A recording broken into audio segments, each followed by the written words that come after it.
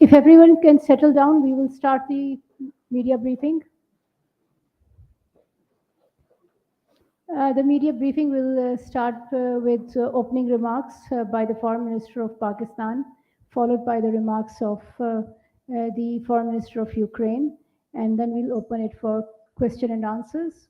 The two sides have agreed on the number of questions, and we will follow that. So, Foreign Minister of Pakistan. Bismillahirrahmanirrahim. Assalamu alaikum. It is my honor to welcome the Minister of Foreign Affairs of Ukraine, His Excellency, on his first visit to Pakistan. We have just concluded a comprehensive discussion covering the entire range of bilateral relations and regional and multilateral issues of importance. Pakistan enjoys long-standing friendly ties with Ukraine. Pakistan-Ukraine relationship has a long history and has covered trade and investment, agricultural and defense cooperation, cultural exchanges, and deep people-to-people contacts. We wish to further expand cooperation in all areas of mutual benefit. Building trade and economic ties is a priority area for Pakistan. We aspire to build a mutually beneficial relationship that contributes to the prosperity and well-being of our nations. In our meeting today, we agreed on the importance of regular dialogue and engagement to further strengthen our bilateral ties. We have also agreed to hold meetings of various institutional mechanisms in due course. We will continue to build on our conversation to add more substance to our relations. We discussed the situation in Ukraine. I shared with the Foreign Minister our deep concern at the prevailing situation and offered our condolences on the loss of precious lives and immense human suffering. In a gesture of solidarity with the people of Ukraine, and despite our own economic challenges, we have sent humanitarian assistance. We believe that prolonged conflict brings immense hardship and sufferings to civilian populations. We hope, therefore, that peace will prevail so that the people of Ukraine and Russia can enjoy peace dividends. In our meeting, I emphasized the importance of peaceful resolution of disputes and conflicts through dialogue and engagement, and Pakistan's readiness to support peace initiatives which can bring peace in the region. As a country in a volatile region, we understand how long-standing regional conflicts can endanger our collective security. The Ukrainian war has also brought difficulties for developing countries in the global south, particularly in terms of fuel, food, and fertilizer shortages. Pakistan is no exception. We therefore have a vested interest in promoting peace and reconciliation. We hope for a peaceful resolution through dialogue and diplomacy. Finally, I would particularly like to appreciate the Ukrainian government for its principled stance in supporting the resolution on countering religious hatred, constituting incitement to discrimination, hostility, or violence at the Human Rights Council in Geneva on the 12th of July. As we look to the future, I am confident in our joint efforts to strengthen bilateral relationship. We resolve to move forward in fostering cooperation and friendship between the peoples of Pakistan and Ukraine. I thank you. Thank you, Minister. It is indeed a big honor for me to be the first ever Ukrainian foreign minister who is paying an official visit to Pakistan. And although it's nice to be the first who came here and to be hosted by the first ever foreign minister of Pakistan who is hosting Ukrainian foreign minister, I think it's wrong. It's wrong that that it's happening only now. 30 years of Ukrainian independence, Ukraine and Pakistan have enjoyed excellent relationship.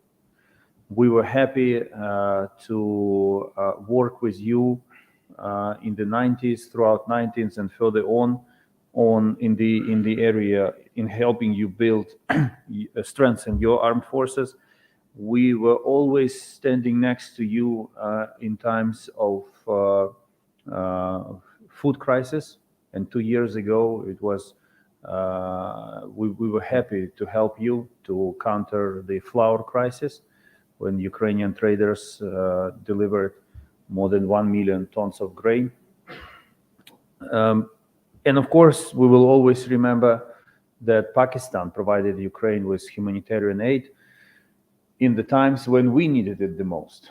And we understand that it was not an easy decision in terms of domestic economic situation, but this is what friends do. They help each other in times of the greatest need. So my visit here is a sign of appreciation of bilateral relations that have existed between Ukraine and Pakistan for more than 30 years. But we also tried to look into the future. And today I mentioned to my dear colleague and friend that war does not stop life. And we are thinking of how we were discussing today how we can boost trade, how we can solve existing problems for Pakistani students who had studied in Ukraine before the war began, and how we want to develop cooperation in this area. I briefed Minister about the opportunities Ukraine offers in the area of digitalization of state services to make government more convenient to engage with for its own citizens. We were really I think it will not be exaggeration to say that today we were looking into the future of our bilateral relations and what we can do together. And as Bilawal mentioned, yes, we agreed to reinvigorate some of our bilateral mechanisms. We will be looking forward to holding the inaugural meeting of the Ukrainian-Pakistani Commission on Economic Cooperation. And one more issue that became particularly topical since Monday, it's the future of the Black Sea Grain Initiative. I briefed Minister about the rationale behind Russia's withdrawal from this initiative, about its consequences for global food security. We regret that it will be Ukraine, countries of Asia and Africa who will suffer the most from Russia's withdrawal. By doing so, Russia significantly undermined global food security, and we already see prices going up. I reiterated to Foreign Minister that Ukraine considers Pakistan a good partner, and we are ready to work with your country on specific arrangements in the area of food security. And we will also appreciate if Pakistan voices its support of the continuation of the Black Sea Grain Initiative. And I was happy to hear from Bilawal that Pakistan will engage in this matter with the United Nations and Turkey as facilitators of the Black Sea Grain Initiative. Thank you once again for this visit. I will be looking forward to hosting you in Kiev one day. Our nations have to meet more and talk more at all levels for the benefit of our people. Thank you. Thank you. We'll open the floor now. Mr. Raja Mohsin Ejaz of ALY. Thank you very much, sir. My question was to our visiting dignitary. Sir, what brings you to the Pakistan, given the significance because you are the first foreign minister of Ukraine to visit Pakistan in 30 years? Thank you very much. I think I already answered your question, but now, in addition to the reasons I mentioned, it was definitely worth coming because I enormously enjoyed Pakistani food, especially the dessert whose name I forgot. Kulfi. Yes, especially the dessert. But the rest part of my answer is in everything that I said that I said before. But really, by all accounts, our bilateral relations deserve more frequent contacts and engagement between governments at all levels. Because even when we go through every issue on our speaking points, we realize how filled our relationship is. And there are so many things that we can do together and help each other with. Mr. Anas Malik, Capital TV. Capital TV क्या हुआ आपका उसका Working as well. Anas Malik from Beyond. Okay. Let's put it this way. So my question is addressed to both the foreign ministers and foreign minister of Pakistan and foreign minister of the visiting dignitary. The UN brokered grain deal. You commented on that it is at a standstill right now.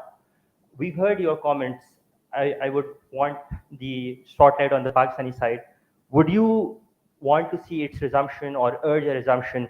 And how does it affect directly on Ukraine's exports in times of this uncertainty of war to the resident dignitary? Thank you. So, Anas, thank you for your question. And you know our history, that Pakistan used to buy our wheat from Ukraine also in the past. The Pakistani people enjoy Ukrainian wheat. And as soon as the war started, the consequences, particularly for the developing world, insofar as food security, I raised many times when we were shortly in opposition, and then we came into government. The Black Sea Grain Initiative was heralded at the time of its announcement, and most of us in the developing world breathed a big sigh of relief, and that this would address in a large way the issues and challenges that we faced with food security.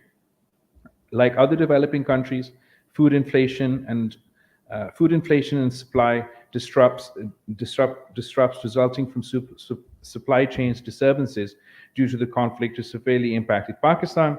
The Black Sea Grain Initiative was a positive undertaking. The United Nations, Turkey, and Ukraine and Russia. It is not only in our interest, we believe it is in the developing world's interest that this grain initiative is restored. I will be reaching out to the United Nations Secretary General, to my counterpart in Turkey, in Russia, to discuss Pakistan's concerns and our desire for the Black Sea Grain Initiative to be restored. You have to understand what happened. So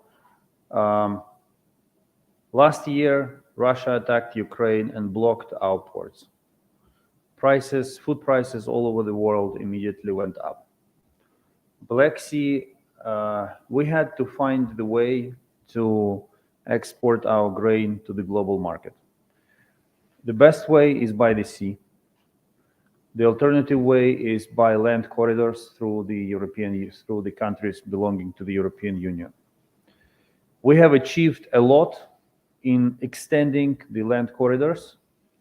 And my point number one, there are ways to export Ukrainian grain from our country to global markets.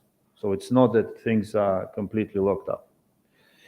But the problem is that taken all together, land corridors cannot export full amount of cereals available for export. This is the issue, which means that prices will go up because of the shortage of delivery. Russia said, don't worry, Russia, have enough of grain to replace Ukrainian grain on the global market. But first, this looks, there's a flight, I hope it's not Russian flight, right? Sorry. Do we have a big embassy here? But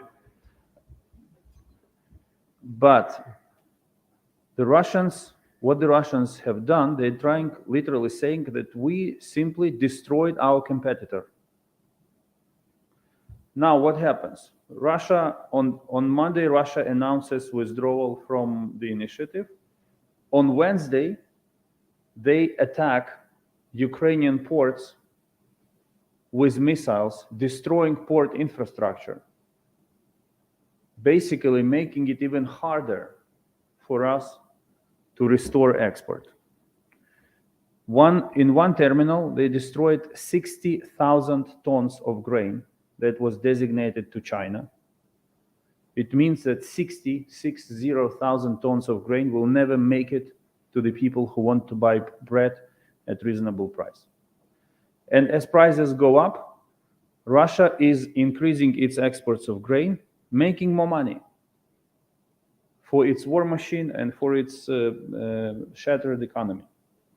So they say tons of things about the interests not being met, about disrespect shown to them. The real essence of what Russia has done is money. They want to make more money. They want to remove competitor from global market. But the ones who will pay for it will be Ukrainian farmers and ordinary people in Asia and in Africa who will have to buy more expensive bread. This is the consequence. And this is why it is so important to make everything possible to restore Black Sea Grain Initiative, to return balance to the global food market, to return prices under control, and to give Ukraine the possibility to provide cereals to the countries who need it the most.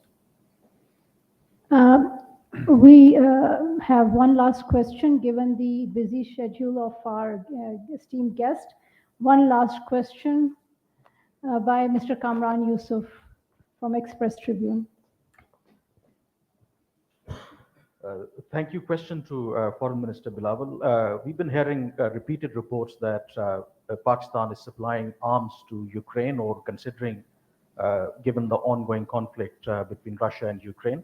What is Pakistan's position on that? And question to Foreign Minister of Ukraine.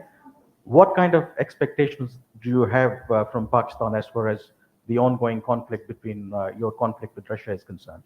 I think you know Pakistan's position on this issue. I'd like this opportunity to reiterate that we find it regrettable that certain media outlets have tried to publish unfounded reports alleging military supplies to Ukraine. Since the war began, we have not concluded any agreement for defense supplies to Ukraine, keeping in view our principled, consistent, and non-partisan position. Thank you, Kamran. Yes, I can confirm that there are no contracts or intergovernmental arrangements between Ukraine and Pakistan in this area. The military technical cooperation that we have dates back to the contracts signed in 1996 and related to the supply of to the creation of Al Hadid tank in Pakistan with the support of Ukrainian defense industry. We want Pakistan to be by our side in the way it finds appropriate for itself. And Minister expressed condolences. We know that Pakistan supports our territorial integrity. And the rest is in the hands of the Pakistani government to choose appropriate forms of finding the way to support a country that is fighting for its sovereignty and territorial integrity against a much stronger neighbor. Okay, thank you, everyone. That concludes the session. That's it. Thank you, guys. Thank you.